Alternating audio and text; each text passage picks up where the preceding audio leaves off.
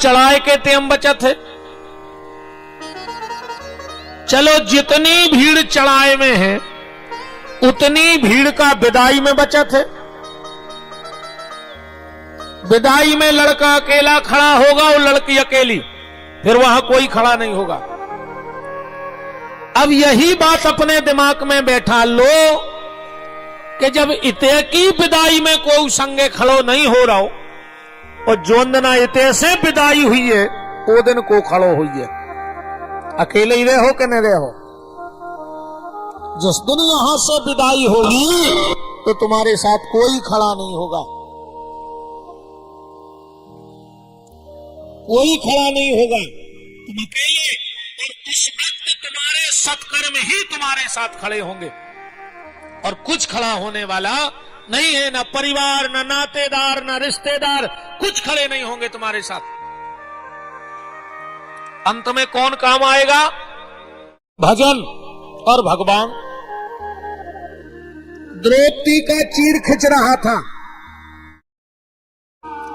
अर्जुन ने दुष्टर से कहा कि भैया देखो सामने लगता है द्रौपदी को चक्कर आ रहा है, और जाके हाथ पकड़ लो, सहारा दे दो।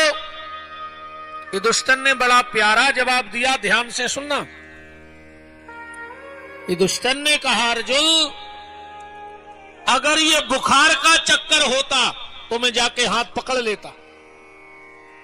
चक्कर अगर बुखार में आता है, कमजोरी हो जाए और उठते ना बन रहा हो, चक्कर आ रहे हो, तो कोई भी हाथ पकड़ के पलंग पे बिठा देगा, पलंग से उठा के कुर्सी पे बिठा देगा। क्यों? बोले चक्कर आ रहा है उनको, आजकल कमजोरी है। तो बुखार के चक्कर में कोई भी हाथ पकड़ लेता है। पर दुष्टन ने कहा अर्जुन ये बुखार का चक्कर नहीं है, एक चक्कर और होता है। कौन सा? बोले समय का चक्कर। और जब समय का चक्कर आता है तो फिर कोई हाथ नहीं पकड़ता, तो पकड़ता है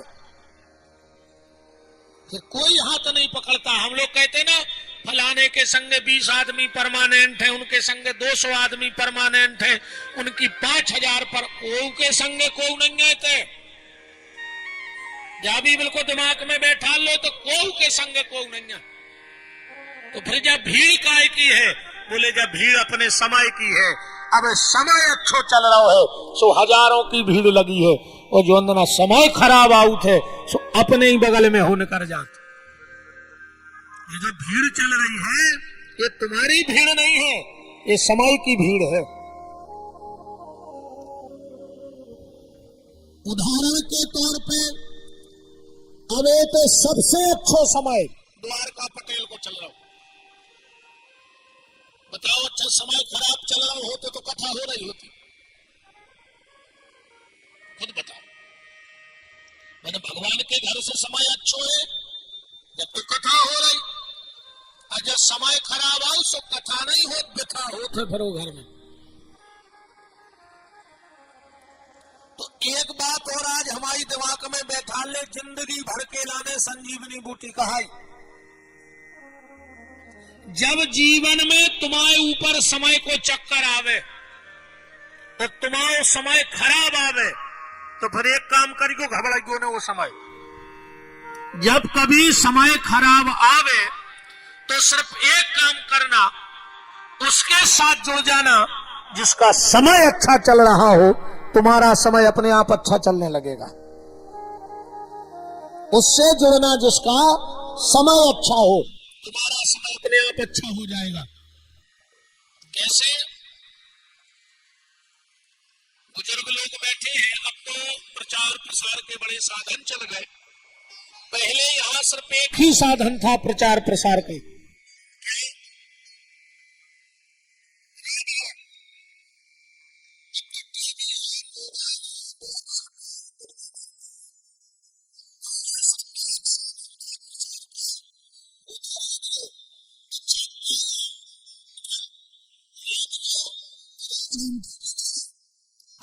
भेड़ी में लोड़े उनको तो साइकिल मिली।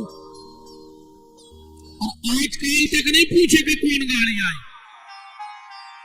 बताओ आज तक अपनों ने भी खूब जात लगनो अगनो में आज तक कह के देखे आए कौन गाड़ी आई, कहीं का आओ कहीं दो नंगत और एक गाड़ी। अब आदमी जाने पूछ रहा कि मोटरसाइकिल ले आए कि बेलेरो ले आए, अब कोई कीमत नहीं है। तो पहले सिर्फ एक साधन था प्रचार का और वो था रेडियो। अच्छा गांव में को सियाने इतने शौकिया रहते रेडियो के कि बिल्कुल एक एक चीज की खबर रखते हुए बहुत ध्यान से सुनते। अच्छा कछु कोई मतलब नहीं होगा मैंने रेडियो से न को से, पर वे ठीक टेम्पो के घरे पहुंचते। बोले काय दाऊ समाचार कब तक आ रहा है? बोले काय तुम्हें का लेने देने समाचारों से? बोले हाँ मैं कछु नहीं लेने देने। तो बोले फिर काय को पूछ रहा है? बोले तन्नक हमारी घड़ी गड़बड़ चल रही है तो हम सोच रहे तुम्हारे रेडियो से मिला लाएं। क्योंकि घरे काय खो जाते घड़ी मिलावे, काय घड़ी गड़बड़ चल रही और रेडियो की घड़ी बिल्कुल ठीक चल रही। तो अब रेडियो आए द्वारका पटेल और को पूछो तो काय खो जा रहे कथा सुनवे? जो कथा तो सुना ही ले, हम तन्नक अपनी घड़ी मिलावे जा रहा है कि हमारी भी इनके सही मिल जाए जो हमारी भी ठीक ठाक चलन लगे। और क्या मतलब है? तो जीवन में जब समय का चक्कर आवे तो उससे जुड़ना, जिसका समय अच्छा चल रहा हो तुम्हारी घड़ी भी ठीक ठाक चलने लगेगी। द्रौपदी का चीर खिंच रहा था, कौन संग दो, 5 पांडव बैठे रहे, ससुर बैठे रहे, गुरुजी हरे बैठे रहे, पर जब द्रौपदी की साड़ी खिंची तो कौन काम में आया? बांके बिहारी काम में आए कि नहीं आए? जय स्थिति अपनी बनने है प्यारे। जैसे द्रौपदी के पूरे परिवार के घेरे खड़े रहे पर कर कछु न पाए, ऐसा ही आखिरी में अपने घर के भी घेरे तो रहे हैं तो होता ही। जब द्रौपदी की साड़ी खिंची तो बांके बिहारी, और जब तुम्हारी नाड़ी खिंचेगी, नारी खिंचे आखिरी में कि नहीं? कहीं का है अब तो ऐसा लग रहा हो जैसे नारी खिंच रही हो। बोले तो का कर रहा है? बोले अब खट गया पैसे नीचे पार दे, का ऐसा कहीं नारी खिंच सी रही है। तो जब साड़ी खिंची तो बांके बिहारी, और जब नाड़ी खिंचेगी तब कौन काम में आएगा? बांके बिहारी। इसलिए आज से उसकी चरण शरण ग्रहण कर लो, तब बेड़ा पार होगा, वरना बेड़ा पार होने वाला नहीं है। तो आज ऐसे भजन करो, बुढ़ापे खोने बैठे रहो, जिंदगी भर माया में बिदे रहे, गोड़ों में गठुआ बाद हो कई चार ही धाम खुआ जा रहा है। अब तुम काहे हो परेशान हो रहे? साल 2 साल रुक जा तो मोड़ी मोड़ी लाइन थेल गया में भारत के। अब काहे हो जाएगा तो बदे? जब पूरी जिंदगी तई नकार दई तो मरोड़ जाए तई। आज से भजन करो, अभी से भजन में लगो। जीवन का कोई भरोसा नहीं है कि कल का सूर्योदय होगा कि नहीं होगा। इसलिए जितना अधिक से अधिक हो सके भगवान का नाम ले डालो। कल की चर्चा में आप सुन रहे थे श्री शिव महापुराण के माध्यम से कि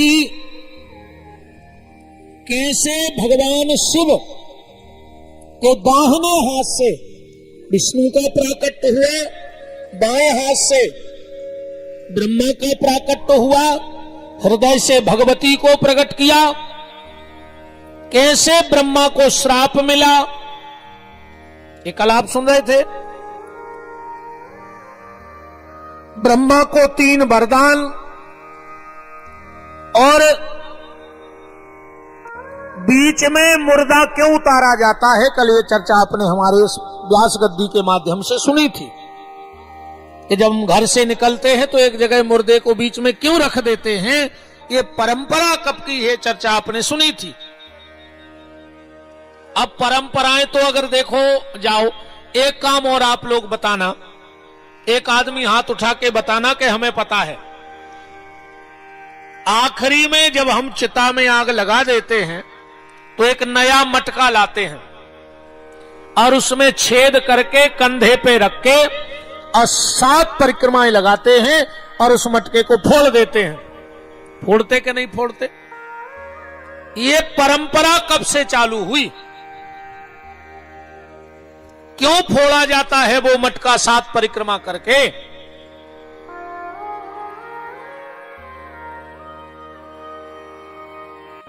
तो कल आप इस विषय पे सुन रहे थे कि मुर्दा क्यों उतारा जाता है, कब से उतारा जाता है, इसका क्या विधान है।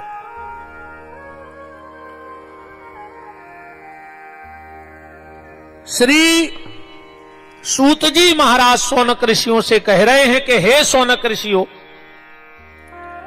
जो कथा भगवान शिव ने नंदीश्वर को, जो कथा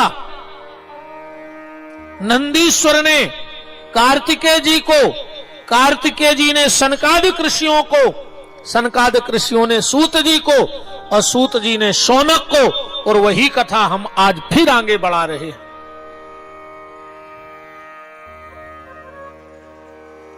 भगवान शंकर ने अपने मुंह से 5 मंत्र प्रकट किए। ध्यान से सुनना। संसार के जितने मंत्र हैं वो किसी विद्वान के, आचार्य के, आद्य गुरु भगवान शंकराचार्य के बनाए हैं, और ये 5 मंत्र भगवान शंकर के बनाए हैं। इनको किसी ने नहीं बनाया, स्वयं प्रकट किए बाबा भोलेनाथ ने। 5 मंत्र कौन से? सबसे पहले मुंह से जो मंत्र निकला वो था ओम। ओम की उत्पत्ति कहां से है? भगवान भोलेनाथ के पहले मुख से। दूसरे मुंह से जो मंत्र निकला वो था ओम नमो भगवते वासुदेवाय, जिसको हम 12 अक्षर मंत्र कहते हैं। अब तीसरा मंत्र निकला ओम एम ह्रीम क्लीम चामुंडाय विच्चय नमः, भगवती दुर्गा, जिसको हम कहते हैं नवार्ण मंत्र। चौथा मंत्र निकला गायत्री मंत्र ओम भूर भुवः। आगे बोलने की परमिशन हमें नहीं है, क्योंकि गायत्री मंत्र का उच्चारण नहीं होना चाहिए। गायत्री मंत्र को जोर जोर से नहीं बोलना चाहिए। तो हमने इतना कह दिया कि गायत्री मंत्र। और 5वां जो मंत्र भगवान शंकर के मुंह से निकला वो था राम। ये राम नाम मंत्र जो है ये भगवान शिव के मुंह से निकला है। ये पहला मंत्र कौन सा निकला? ओम। अब एक बात और ध्यान से सुनना, अगर आपसे कोई कहे कि नवारण मंत्र सुना दो, तुरंत सुनाने लगोगे। कोई कहेगा गायत्री मंत्र सुना दो, तुरंत सुनाने लगोगे। कोई कहेगा 12 अक्षर मंत्र सुना दो तो सुनाने लगोगे। और अगर तुमसे कोई ये कह दे कि हमें प्रणव मंत्र सुना दो तो फिर क्या सुनाओगे? मान के चलो हम ही पूछ लें पथरिया वालों से कि चलो हमें प्रणव मंत्र सुनाओ, तो क्या सुनाओगे? और जब तुम्हें इतनी सी बात पता नहीं है कि प्रणव मंत्र कौन सा है, तो कल को कोई भी कहेगा फिर काहे के सत्संगी हो। जब इतनी सी बात पता नहीं है कि प्रणव मंत्र आखिर क्या है। ध्यान से सुन लेना, प्रणव मंत्र है ओम। आज के बाद कोई भी कहे प्रणव मंत्र सुनाओ, कहना ओम। ओम का नाम ही प्रणव है। कहां लिखा है? पुराण में लिखा है, पर हम तुम्हें ऐसी जगह बताए देते तुम्हें जल्दी सब पकड़ में आ जाएगी बात। शंकर जी की आरती में लिखो है कि ओम माने प्रणव। प्रणवाक्षर के मध्य ये तीनों एका, लिखा है कि नहीं लिखा है? तो प्रणव माने ओम। अच्छा, ओम में कितने शब्द हैं बता सकता है कोई? ओम मंत्र में कितने शब्द हैं? कितने? 3? पक्का? पक्का? कुछ बढ़ा लें तो? ओम में है 5 शब्द, ध्यान से सुनना। कितने शब्द हैं? 5। जोड़ लेना, आ प्लस उ प्लस मां प्लस अर्धाकार चंद्र और प्लस बिंदी, हो गए 5। आदमी यही जानता है कि इसमें 3 शब्द हैं, पर इसमें 5 शब्द हैं। आ प्लस उ प्लस मां प्लस अर्धाकार चंद्र और प्लस बिंदी। इन 5 को मिला दो तो ओम बन जाए। और इन्हीं 5 शब्दों से पूरी सृष्टि बनी है। क्षिति जल पावक गगन समीरा पंच रचित यह, 5 ही चीजों से बनी। और भगवान शिव के शरीर में ये 5 चीजें हैं। ये शरीर कितने चीजों से बना है?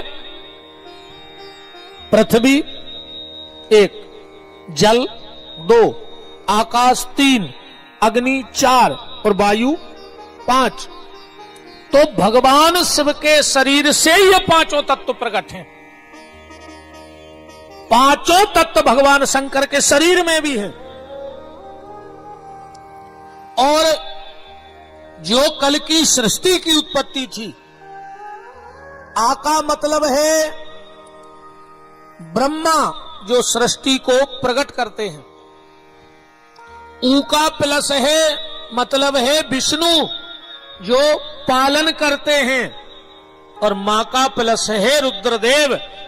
अच्छा, एक बात बताओ, ब्रह्मा जी कौन है? सृष्टि कर्ता। विष्णु कौन है? पालन करता। तो शंकर जी को आए, बोलो। संहार करता, सर्वो सर्वा। हाँ, जब ये पे तो अब बात पे फिर कौन नहीं है, लेकिन ज्यादातर लोग ये कहते हैं कि भगवान शंकर संहार करता है। नहीं नहीं साहब, भोलेनाथ संहार करते नहीं। बोले फिर क्या करते हैं? आज के बाद कभी मत कहना कि वो संहार करता है, वो तो उद्धार करता है, उद्धार करने वाले हैं। कैसे? अच्छा, एक बात बताओ, आप सब किसान बैठे, अपनी भाषा में समझो। तुमने जमीन बोई, बखरी फसल भई, बालें आ गई, अब तुम वो कटवावे जा रहे, तो तुम का कह के यार वो फसल नष्ट करवे जा रहे हो खड़ी खड़ी। काटने तो पर है, नहीं काटना पड़ेगा। अब काट के अगर पूर को थ्रेसर में डालो तो क्या कहो कि किसान बर्बाद कर रहा हो? जब फसल वो बर्बाद नहीं कर रहा है, उस बीज में जो कचरा लग गया है उसको पृथक अलग कर रहा है।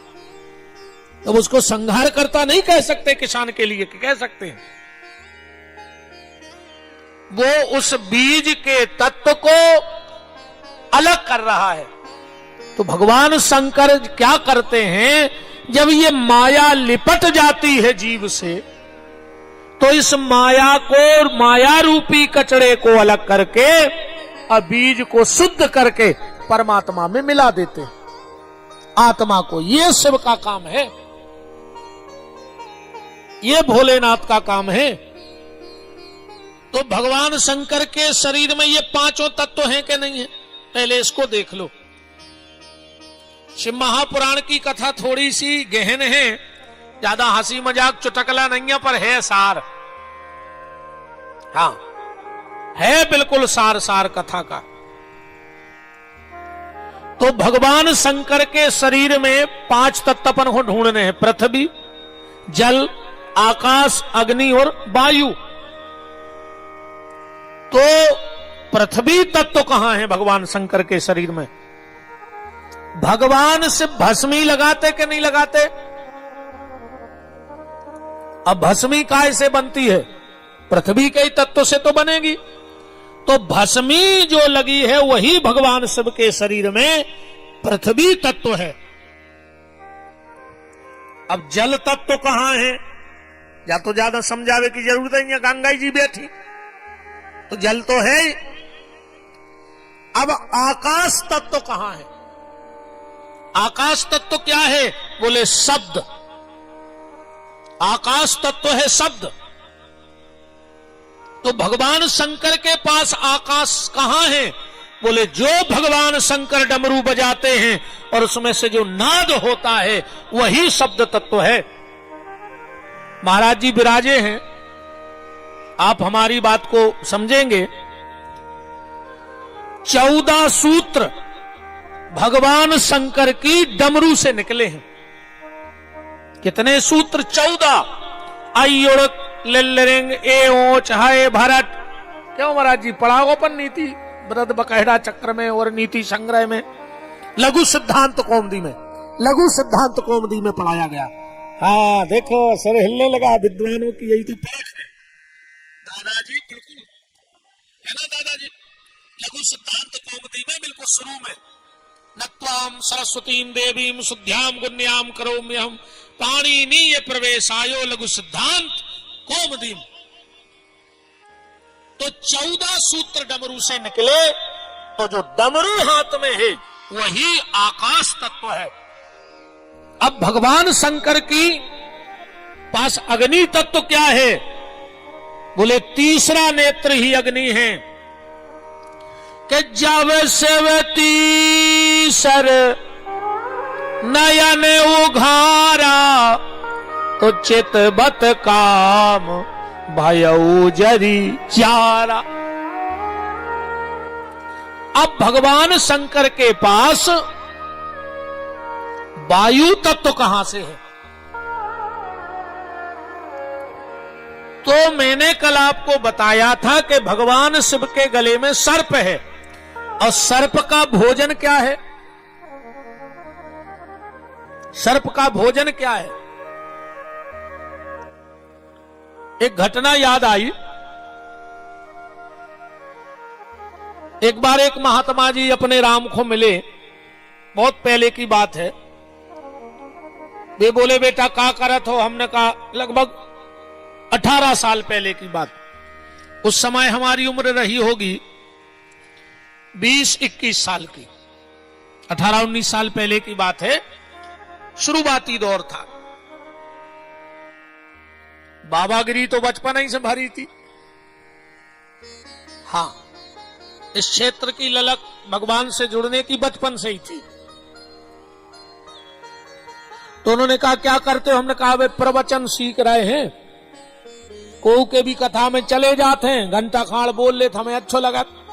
अब हमारी तो कोऊ कथा कराते नहीं, तो पहले हम तो ऐसा ही फिरते कि कोऊ की भी कथा में चले गए, तना बोल वे मिल गओ। नशा खराब होत है, कौन चीज को होए, चाहे भक्ति को होए और चाहे दारू को होए। पीवे वालों को सिसिया नहीं मिले तो वे सिसिया में पानी डाल के पी जाते। जब उसे नहीं मिल रही तो तनक तुम। ऐसा ही जो भक्ति को नशा है, तो उन्होंने हमें एक दोहा लिख के दिया, बोले इसको सुलझाओ। उन्होंने लिखा था कि हे हरिहार आहार सुत विनय करत हूं तो अबेरन पति के सुतन से बैग मिला दी। अपने तो चित्त में चढ़ी ने रे भैया। हमने कही महाराज जी लिख के दे दे हमारे गुरु जी से, सूरज वाले हम। हमारे गुरुजी को आप सब जानते हैं, आपके ही क्षेत्र के हैं, बुआरई के, जिन्होंने हमें पढ़ाया है। परम श्रद्धेय पूजपाद श्रद्धेय श्री राम शुक्ला जी, नदरई बुआरई यहीं कहीं हैं आसपास। हम तो नहीं गए हैं अभी तक, क्योंकि गुरुदेव का दर्शन सागर में होता रहता है। हम गुरुजी के पास आए, हमने कहा गुरुजी एक पंडित जी ने ये पर्चा दिया है, हमने आपका बोल दिया, तो गुरुजी ने फट से सुलझा दिया, बोले ये बता देना। क्या सुलझाया उन्होंने इसको कि हे हरि, हे हर, हर माने शिव, हे हर हार, शंकर जी को हार कया है सांप, हे हर हार आहार, सांप को आहार कया है वायु। सांप सालों साल बिना पानी बिना भोजन के रह सकता के लिए सांस लेकर।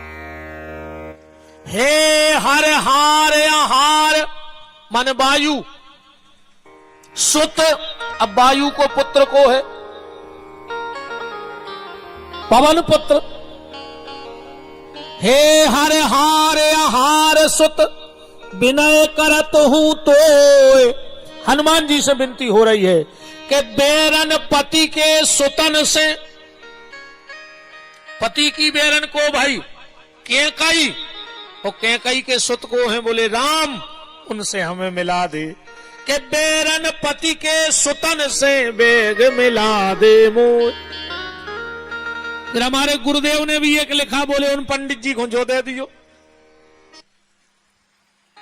और गुरुजी ने लिख के दिया, अजा सहेली तास रिपु, ता जननी भरतार, उता के सुत के मित्र को भजिए बारंबार। हम लेके गए, हमने कहा हमारे गुरुजी ने ऐसा ऐसा बताया। पहले हमने जानी बताई कि उनने भी कछुदा हुए लिख कर। बोले हाँ बिल्कुल पक्के गुरु के चेला हो। हमने कही तो कच्ची जगह हम वैसा ही नहीं लगते। पर हमने कहा हमारे गुरुदेव ने भी दिया है। चकरा गए, सुलझा नहीं पाए, फिर हम लौट के आए, गुरुजी हमें तो बता ही दे जो क्या है। और गुरुजी ने जब इस श्लोक की व्याख्या की कि अजा सहेली, अजा कहते हैं बकरिया को, और बकरिया की सहेली कौन हो कही जात? गाड़र। अजा सहेली, बकरिया की सहेली गाड़र।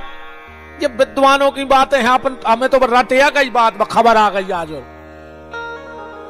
अजा सहेली तास रिपु, गाड़र को सबसे बड़ो शत्रु को है, बताओ। गाड़र को सबसे बड़ो शत्रु आए गुड़खरू। गुड़खरू तो जाना था जो खेत में होत। कहूं बा गाड़र खुल लग जाए तो तैसे बाहर काट नहीं पड़ा, तो बस सुर जाता नहीं है, इतनी खतरनाक बेदत। अजा सहेली तास रिपु, ता जननी, वो गुड़खरू की जननी को आए पृथ्वी, पृथ्वी से प्रकट हो। ता जननी भरतार, ये पृथ्वी को भरतार को आए इंद्र। और ता के सुत के, इंद्र को पुत्र को आए अर्जुन। इंद्र से अर्जुन भाई थे। ता के सुत के मित्र को, अर्जुन के मित्र को आए पाके बिहारी, तो भजिए बारंबार। तो भगवान शिव के गले में जो सर्प पड़ा है वही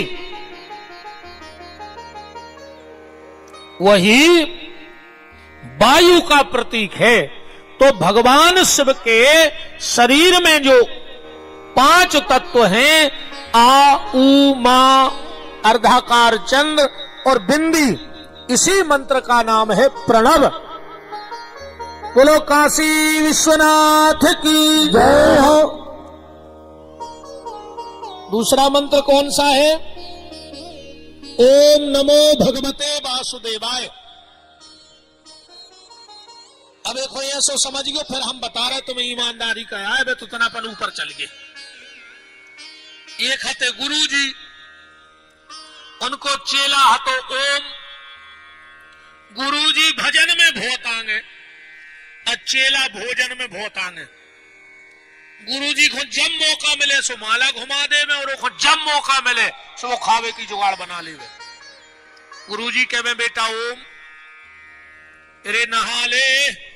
वो कहे गुरु जी पहले भोजन फिर स्नान, जिनको ढूंढत हैं भगवान।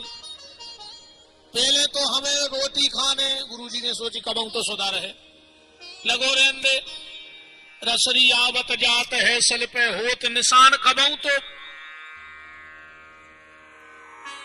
अच्छा सुधर में हूं को सुधरत, सठ सुधर जात, सत सुधरही सत संगति पाई, अपारस परस कुधात सुहाई।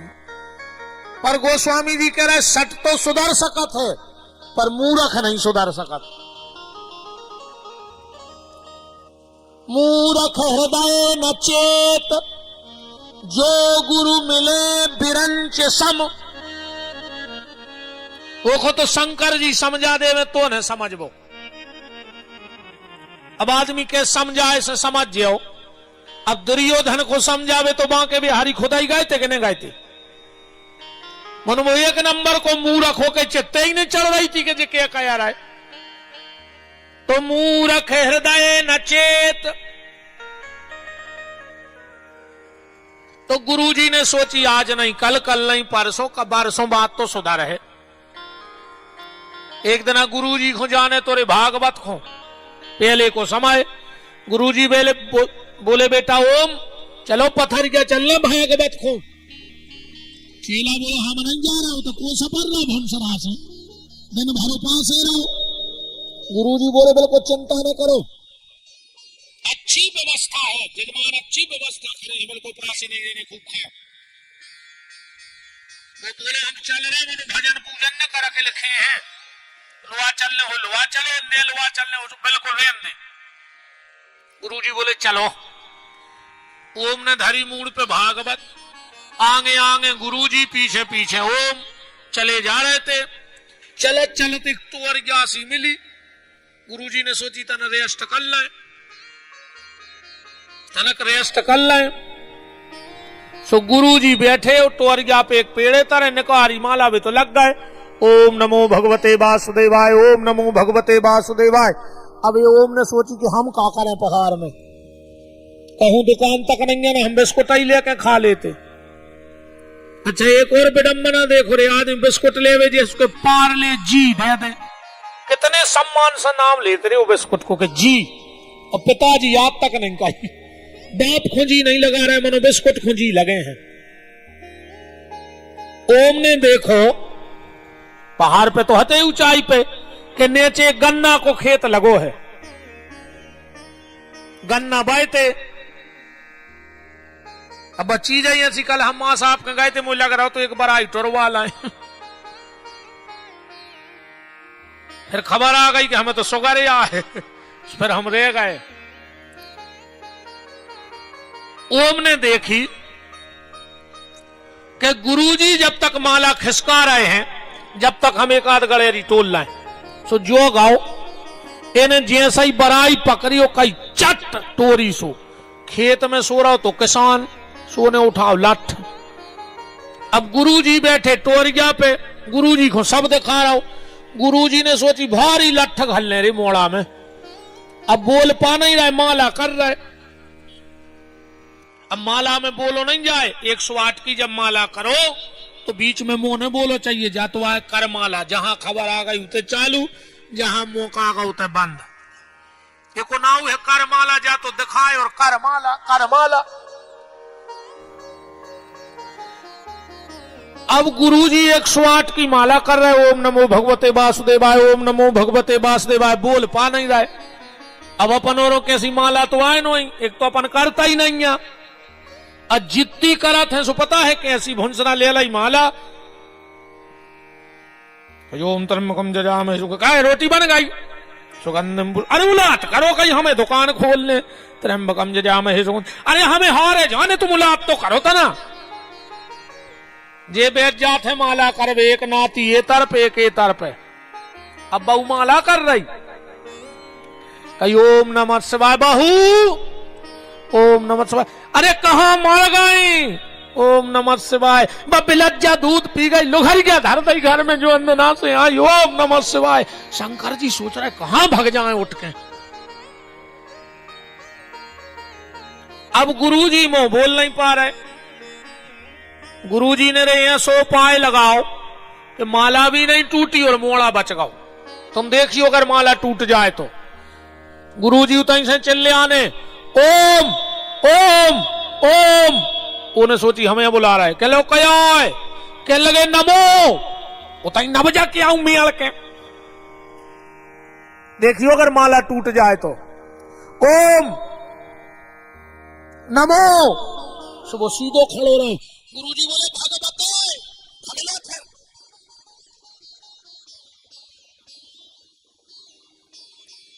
बताइए अगर माला टूटे तो।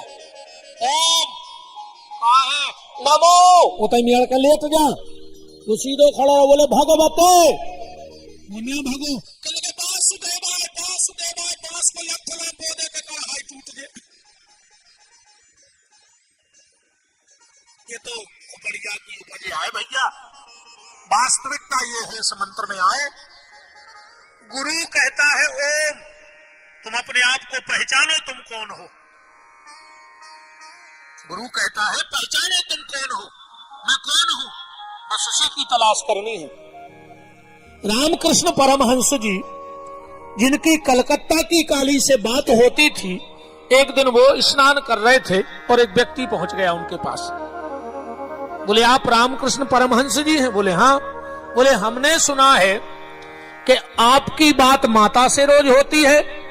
रामकृष्ण परमहंस जी बोले कृपा है माता की कि वो हमसे बात करती है।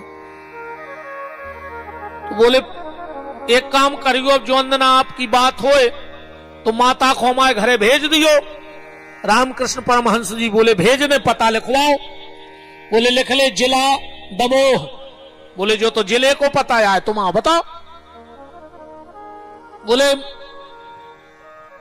निवास पथरिया। बोले जो तो पथरिया को पता है तुम आओ बताओ। फला फला मोहल्ला। बोले जो तो मोहल्ला को पता है तुम आओ पता बताओ। बोले मकान नंबर 20। बोले जो तो मकान को पता है तुम आओ पता बताओ। वो बोलो हमारा भी पता हो। रामकृष्ण परमहंस जी बोले बेटा जिस दिन तुझे तेरा पता मिल जाएगा तो उस दिन माता को बुलाने की जरूरत नहीं पड़ेगी, वो माता स्वयं तेरे पास चली आएगी। बस तुझे अपना पता ढूंढना है कि आखिर में हूं कौन, कौन हूं मैं। ना हम पेट हैं, ना पीठ है, ना सर है, ना पांव है। और अगर ये हम होते तो बोलचाल हमारा ये ना होता। आज हमारे सिर में दर्द है मतलब हम अलग हैं और सिर अलग है। आज मेरे पांव में लग गई मतलब पांव अलग और मैं अलग। मेरे पेट में दर्द है मतलब मैं पेट भी नहीं हूं तो शरीर में नहीं हूं। अब रिश्तेदारी में देखो अपन को आए, हम आओ सालो आओ हमसे बोलो और जीजा जी। हमने सोची हम तो जीजा जी आए, इतने में हमारे जीजा जी आ गए। वो और साले साहब का हाल है। 2 मिनट पहले हम जीजा आते और हमारे जीजा आए सो हम सारे हो गए। मतलब ने तो हम जीजा आए ने सारे आए।